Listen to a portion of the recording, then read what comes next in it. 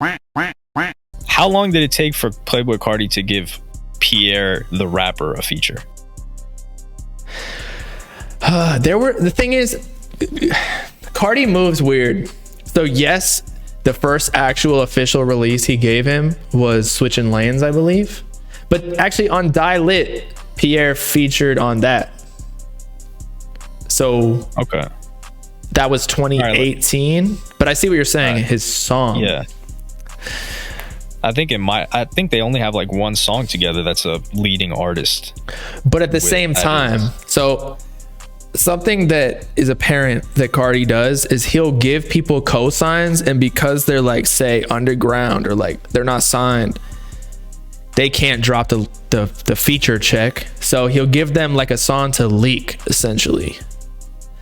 I just think Playboi Carti kind of treats his brand the way that Supreme used to treat their brand in like early exclusive 2010s, late 2000s, where he's not worried about, he'll miss out on a lot of money, because if we're keeping it real, for someone that's Playboi Carti's as hot as Playboi Carti, he's making significantly less money than other artists that are as popular as him.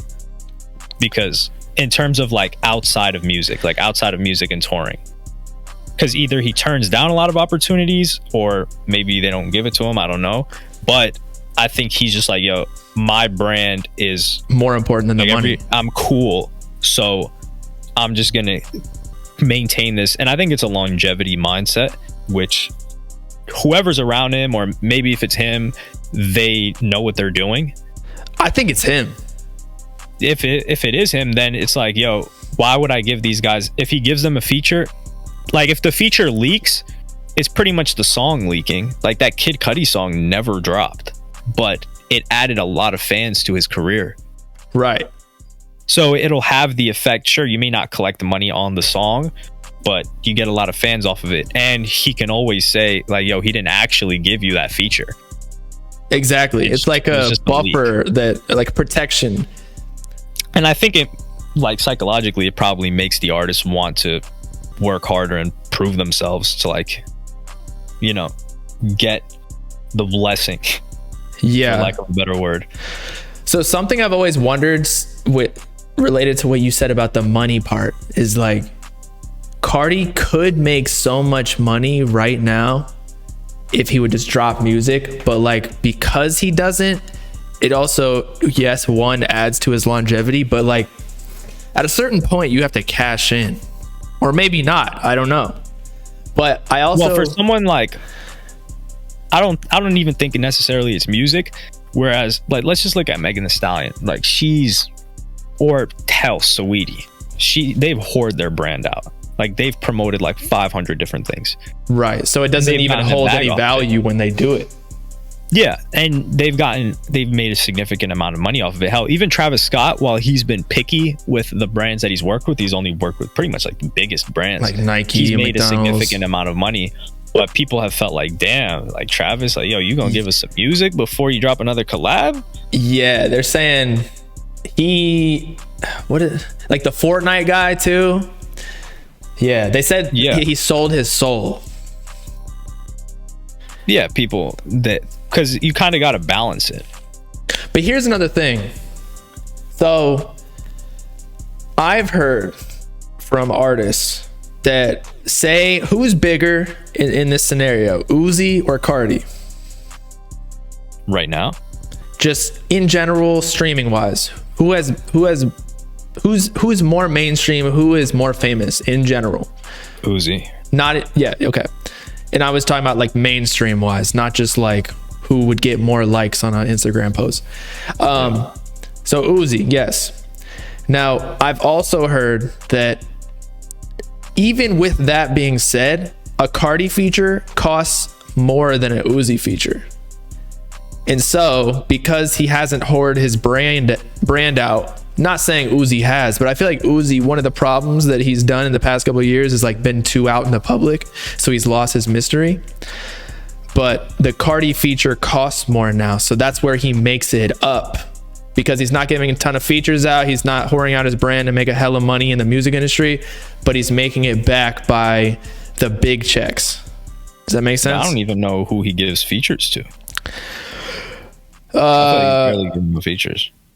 Yeah, I mean, I can't ever believe that Drake or Kanye would give him features. But isn't that crazy? Or I mean, pay for a feature. Only he's given features to Drake and Kanye. And actually, he did a song called Unlock It with somebody. I can't remember her name, but it sounded like a 2000s Beyonce and Sierra song. Who? Abra. Yeah, Abra. I've seen that song. So who else? And Pierre and Trippy. But Carti didn't hop on the Trippy song until like the song was already viral on TikTok and every platform. Missed the rage. Yeah.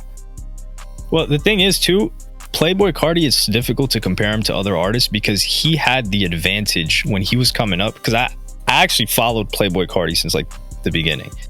Like 2015. Ian Connor carried his promotion.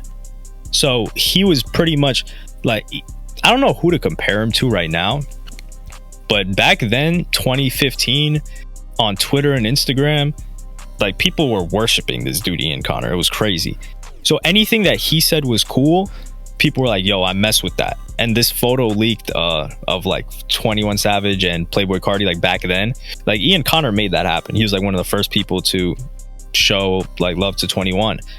But he was getting he was teasing Broke Boy, which was like the first like poppin' song by Playboi Carti. Yeah. In the underground, you could call it. And he was teasing that for so long, and then he released it, and then that did numbers, and then he was teasing his mixtape, and he was doing all of the press for Carti. So Carti was not talking on social media, but that's Ian still Connor what was doing all.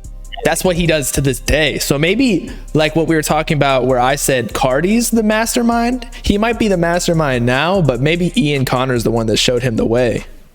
Yeah, he is, because when you get to a position where you're super hot and you're mysterious, once the guy that, you know, helped get you there kind of like, he doesn't need to do anything anymore.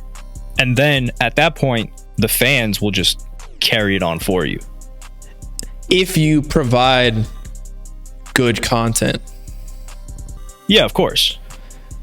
So or like what they would like. Right. So say Carti drops.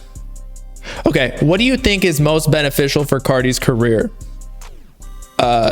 As in scheduling wise. Like when do you think he should drop next and why? The way people talk about Playboi Carti, I don't think he needs to drop until 2023. I agree with you. I thought that after a whole lot of red, that he needed to like make his schedule more frequent. But honestly, whenever bro posts a pic, people are on that so fast. Like, I think if he dropped an OnlyFans, he would get like record-breaking numbered subscriptions. Probably. A lot of his fans is crazy. Wow. And you got to think too, if his artists blow up, he's just blowing up more. So like, let's say Ken Carson does big things in 2022 and the beginning of 2023. It only helps Playboi Carti's brand. Yeah, because it makes him look like, oh, he's smart for signing him. Yeah. Or like he rolls with somebody who's cool or whatever. Pretty much. So I don't think he needs to drop.